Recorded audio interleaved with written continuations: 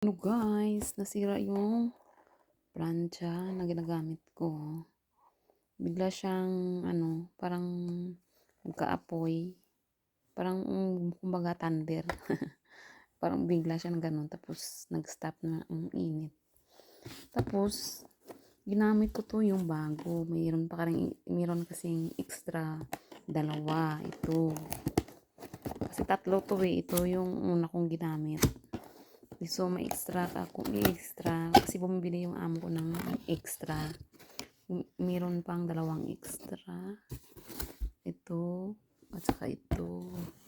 Yung una kong ginamit, itong ang unang extra. Gin-try ko to eh, bago ko ginamit ito. Okay naman, pero ngayon, ginamit ko to kaninang umaga. Hindi na siya, uminit siya. Tapos, biglang nawala. Hindi na siya uminit. Inulit ko siya ulit. Ngayon, ayaw pa rin gumana. Hindi ko alam kung anong problema nito. Tapos, ito naman, dumidikit. Sa kahit anong ko. Yan, nilalagay ko naman siya sa tamang init. Dumidikit siya. Pag i-plancha ko, natakot ako gamitin. Kasi baka masunog yung yung damit. Kasi dumidikit kahit may tubig.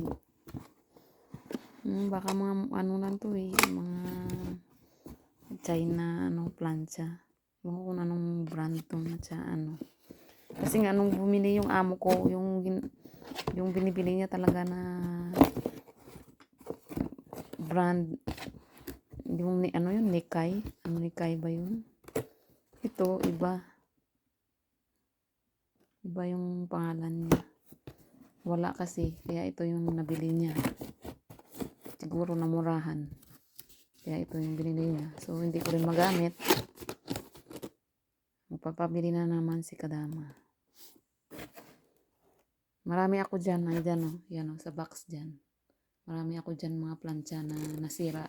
Na pwede pa, maayos. So, yun na nga guys. Thank you for watching. I-share ko lang.